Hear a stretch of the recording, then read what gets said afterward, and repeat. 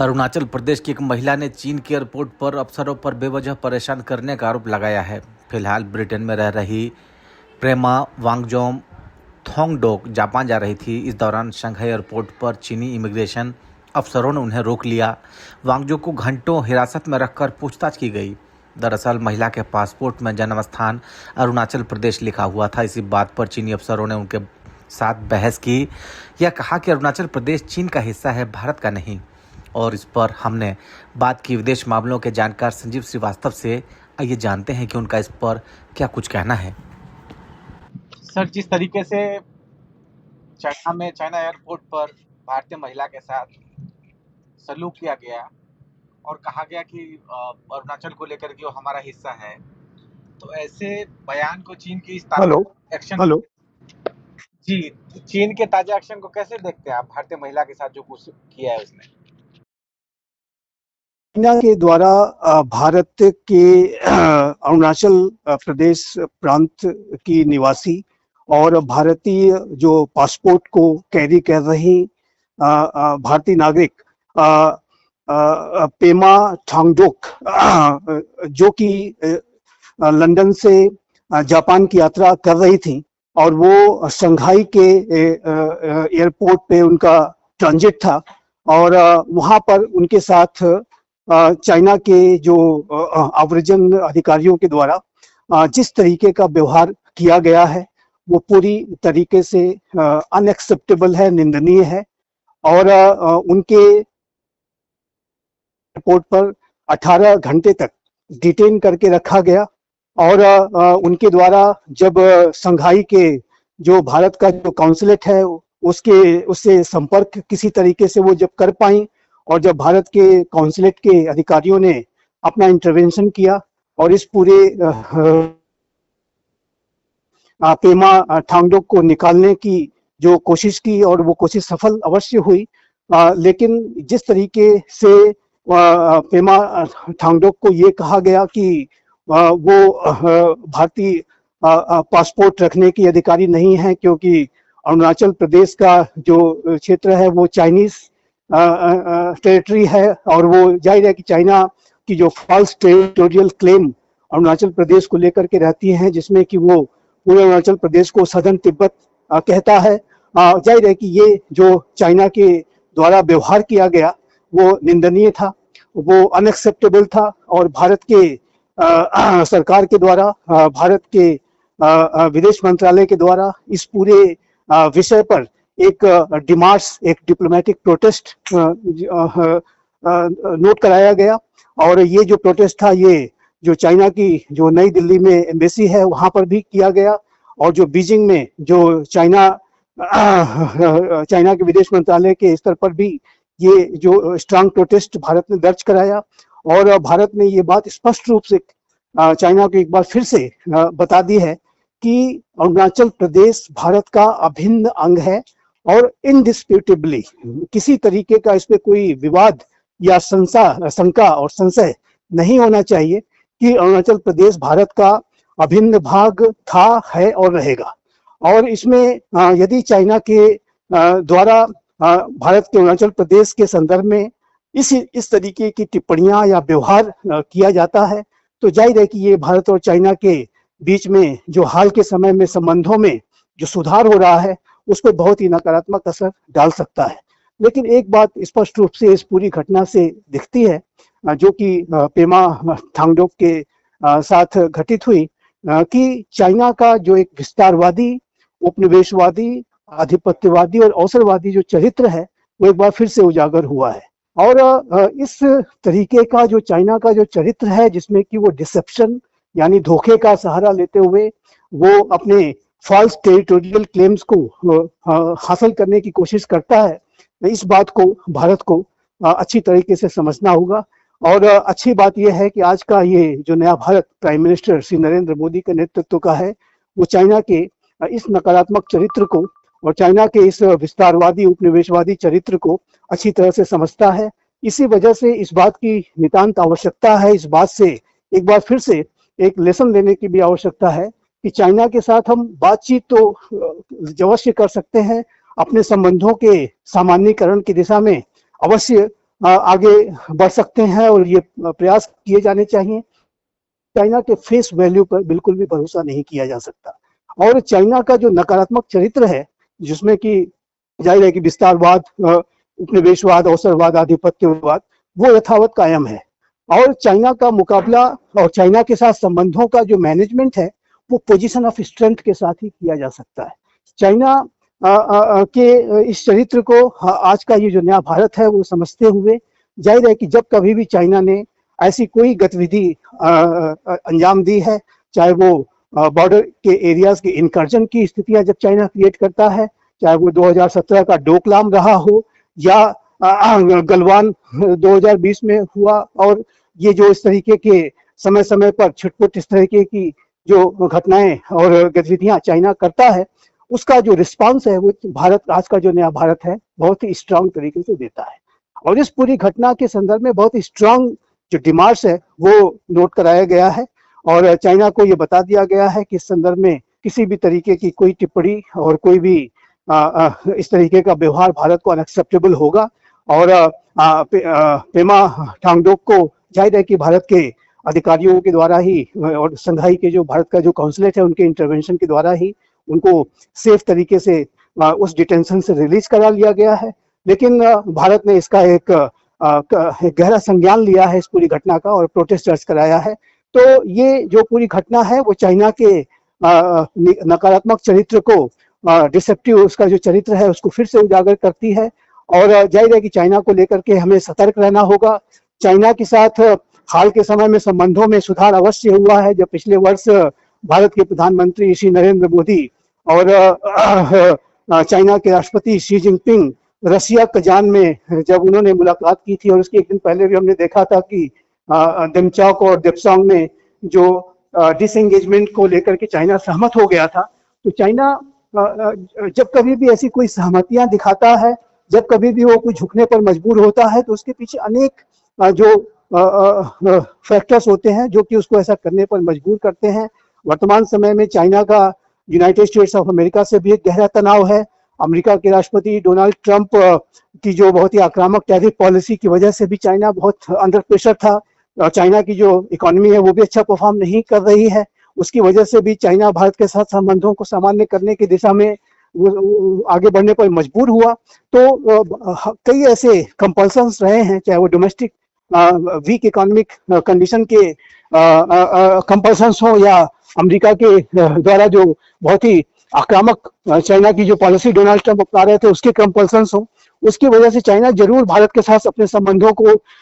Normalise करने के लिए वो डिसएंगेजमेंट पर सहमत हुआ और बातचीत चल रही है और अनेक विषयों पर प्रगति भी हो रही है। लेकिन इसका असर ये बिल्कुल भी नहीं है कि चाइना के मूल चरित्र में या उसके मूल व्यवहार में कोई परिवर्तन आया है। ये इस घटना से स्पष्ट है और ये इस बात को स्पष्ट रूप से उजागर करता है कि चाइना के साथ हमें अपनी बातचीत की प्रक्रिया तो चल रही है, उसे चलते रहने देना होगा, लेकिन साथ ही साथ जो एक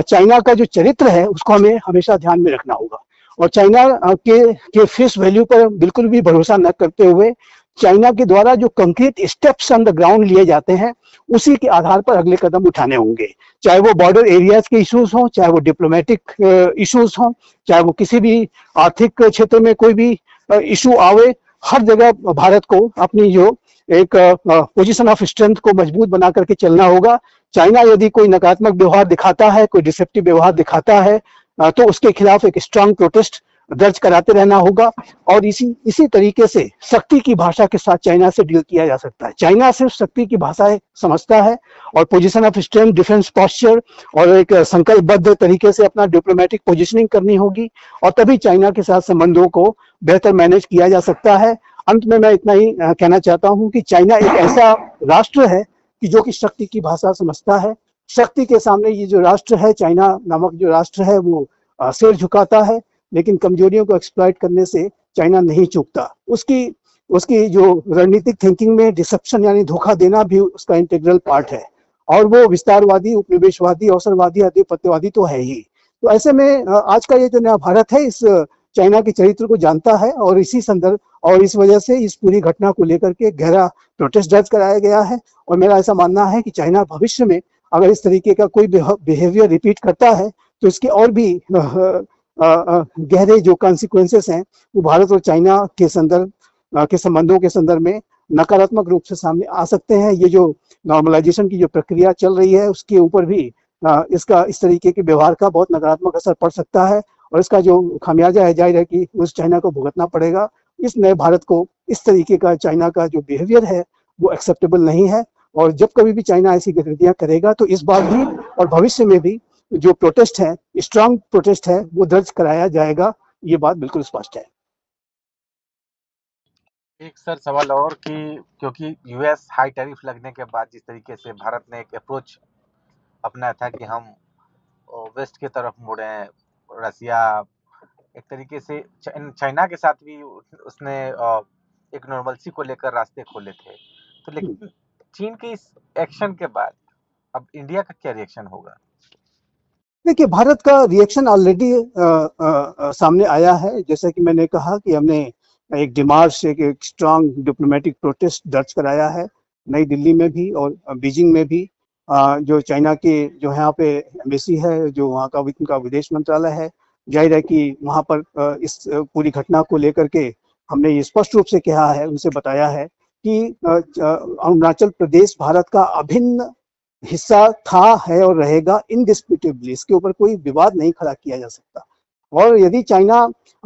इमेजिनरी तरीके से इन सारे विषयों पर अगर अपने विचार रखता है तो चाइना को बेहतर ये होगा कि अपने जो ये एजम्पशंस हैं अरुणाचल प्रदेश को लेकर के वो बदल लेने चाहिए और चाइना को फॉल्स टेरिटोरियल क्लेम्स जो है वो करने छोड़ने होंगे और तभी एक बेहतर भारत और चाइना के संबंधों की कल्पना की जा सकती है। तो ये भारत को बिल्कुल अनएक्सेप्टेबल है, अस्वीकार्य है कि इस तरीके का व्यवहार भारत के अरुणाचल प्रदेश के किसी नागरिक के साथ, जो कि जाहिर है कि भारतीय नागरिक है, उसका जो पासपोर्ट है बिल्कुल वैलिड है, उस पर कोई सवालिया निशान नहीं खड़े किए जा सकते और वो अरुणाचल प्रदेश का जो प्रत्येक नागरिक इंडियन पासपोर्ट को कैरी करने के लिए उसको पूरा राइट है और उस राइट पर उसके पर कोई सवालिया निशान किसी विश्व का कोई भी राष्ट्र खड़ा नहीं कर सकता, क्योंकि वो जो पूरा क्षेत्र है वो भारतीय क्षेत्र है। तो ये बात चाइना को स्पष्ट रूप से बता दी गई है और भारत इस बात को जानता है, क्योंकि चाइना ने ऐसा पहली बार नहीं किया है। पहले भी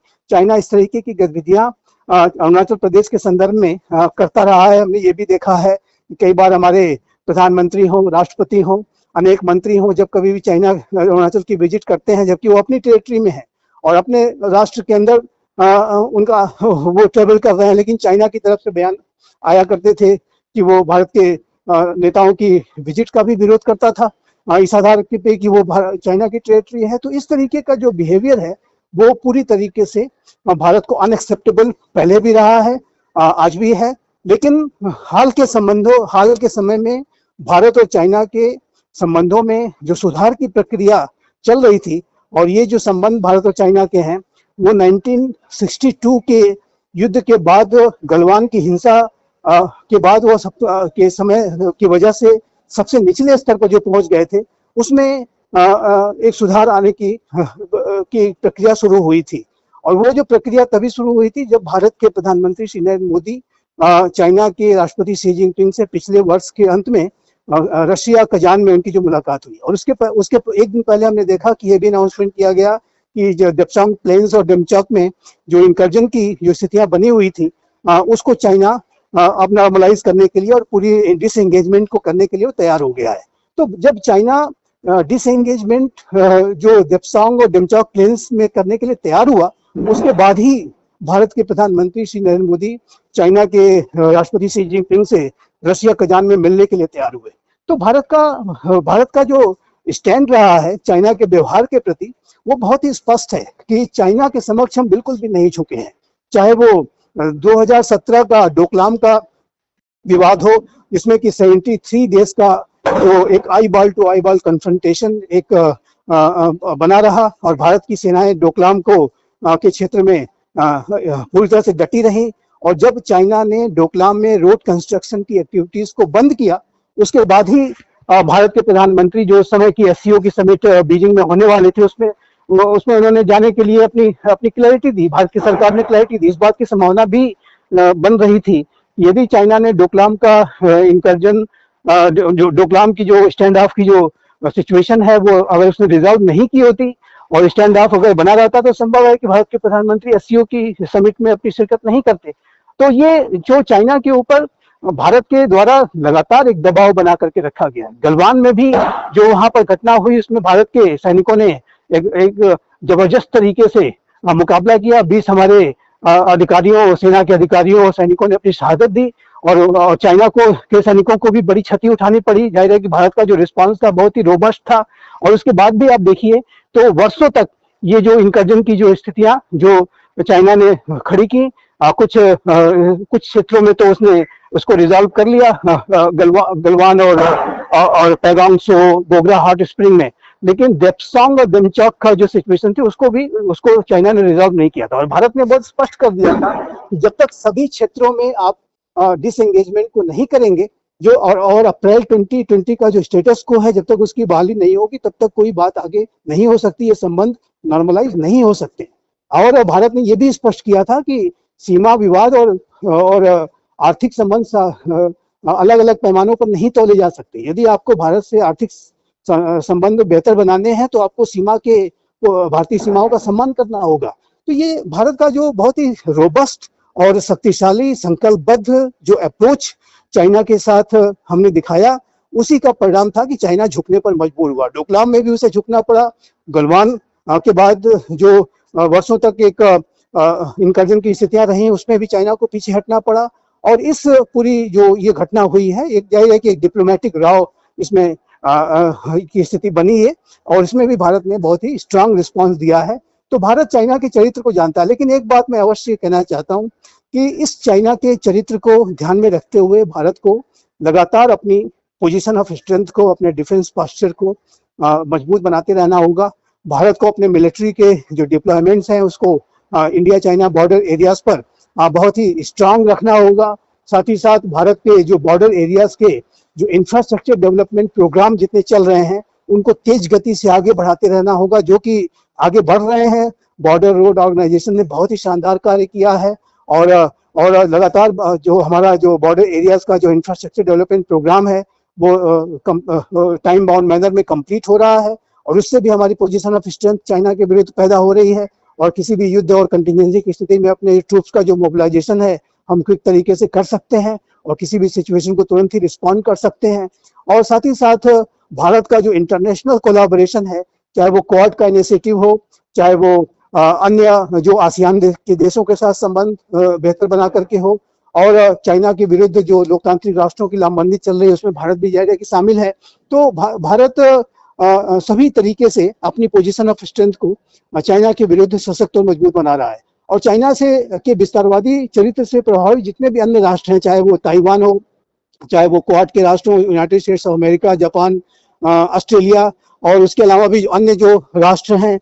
जो कि क्वाड प्लस का जो आइडिया है उसमें वो शामिल हो सकते हैं। न्यूजीलैंड, साउथ अफ्रीका जैसे राष्ट्र भी चाइना के विस्तारवाद से काफी चिंतित दिखाई देते हैं। और इंडो पैसिफिक रीजन में की जो अपार संभावनाएं हैं उसको ध्यान में रखते हुए जो विश्व के अनेकों जो राष्ट्र हैं जो इंडो पैसिफिक रीजन में अपनी पार्टिसिपेशन को करना चाहते हैं वो भी चाइना के विस्तारवादी चरित्र से प्रभावित से चिंतित दिखाई देते हैं। तो सभी राष्ट्र जो है वो चाइना के इस तरीके के विस्तारवादी चरित्र को ध्यान में रखते हुए एक लामबंदी कर रहे हैं और उस लामबंदी में भारत उसका बहुत ही इंटेग्रल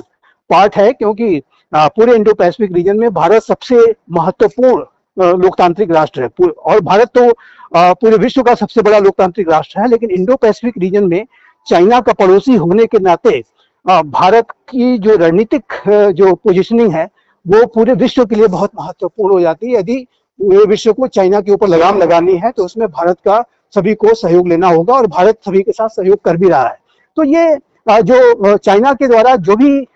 मंसूबे उसके अवश्य हो सकते हैं कि वो ताइवान पर कब्जा कर ले, अरुणाचल प्रदेश को के ऊपर अपना आधिपत्य कर ले, पूरे साउथ चाइना सी के 90% भाग पे एकाधिकार कर ले, ये मंसूबे हैं। उसके जो फॉल्स टेरिटोरियल क्लेम्स हैं वो अवश्य हो सकते हैं, लेकिन वो पूरे नहीं होने जा रहे हैं। और भारत इस बात को इंश्योर करेगा कि चाइना की इस तरह की कोई भी गतिविधि कभी भी सफल ना हो पाए और पूरा अंतर्राष्ट्रीय समुदाय भी इसे इंश्योर करेगा। लेकिन ये मैं अवश्य कहूंगा कि चाइना चूंकि एक पड़ोसी राष्ट्र है और दोनों ही जो देश हैं विश्व की सबसे बड़ी जनसंख्या वाले राष्ट्र हैं, दोनों एशियन सिविलाइजेशंस हैं, दोनों मेजर इकोनॉमीज हैं, यदि दोनों देशों के बीच में संबंधों को बेहतर तरीके से मैनेज जितना किया जा सकता है उतना हमें करने की कोशिश अवश्य करनी चाहिए, और वो कोशिश चल भी रही है। लेकिन हम, और देखिए आप, तो चाहे गलवान की हिंसा रही हो या उसके पहले डोकलाम का विषय हो, चाइना के साथ हमने बातचीत कभी भी नहीं रोकी है। बातचीत की प्रक्रिया लगातार चलती रही, चाहे वो कमांडर लेवल की टॉक्स हो, चाहे वो विदेश मंत्रालय WMCC स्तर की टॉक्स हो, सभी चलती रही, क्योंकि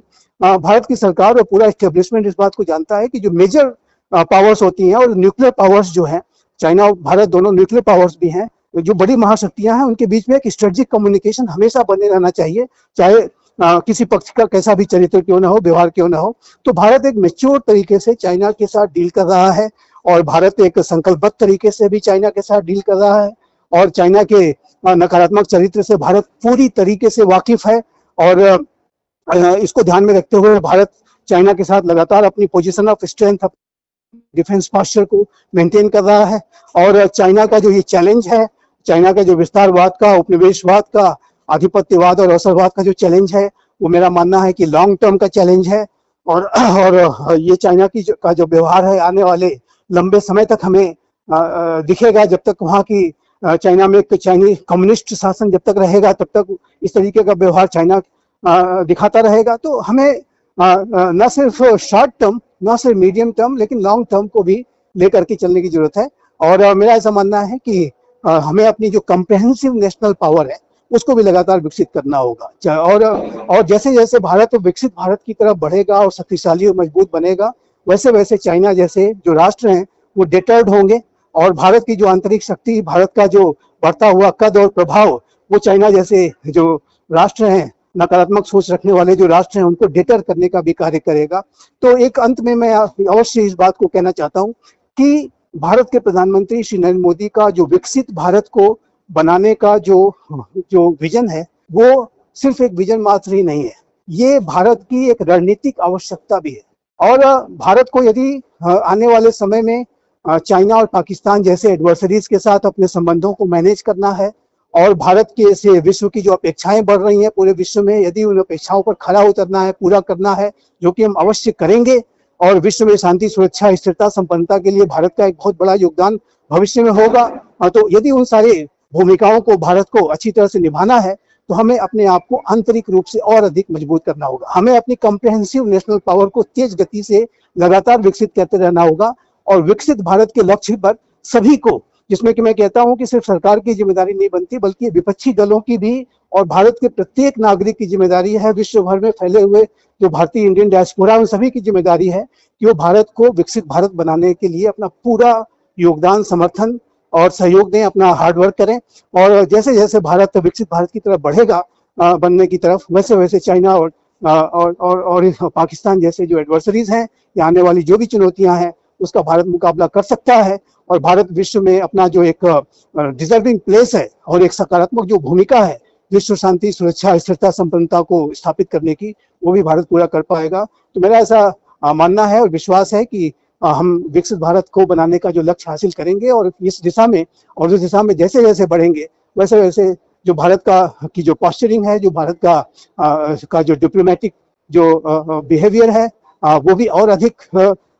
शानदार तरीके से सामने आएगा। और जो भारत के जो शत्रु हैं, जो एडवर्सरीज हैं, वो भारी दबाव में होंगे, और वो भारत के खिलाफ किसी तरीके की साजिश करने में सफल नहीं हो पाएंगे। ये हमें पता है। तो इसलिए मेरा ऐसा मानना है कि आज की जो सरकार है वो चाइना के चरित्र को ध्यान में रखते हुए कार्य कर रही है। लेकिन ये जो चैलेंज है, ये लॉन्ग टर्म का भी चैलेंज है। चाइना का जो चैलेंज है पॉसिबली 21वीं सदी का ये सबसे बड़ा चैलेंज है। तो इसको हमें समन्वित तरीके से और संकल्पबद्ध तरीके से विकसित भारत के बनाने के लक्ष्य को पूरा करते हुए डील करना है, और जो कि मेरा मानना है कि हम ऐसा करने में असफल होंगे। हमसे बात करने के लिए बहुत शुक्रिया सर। धन्यवाद।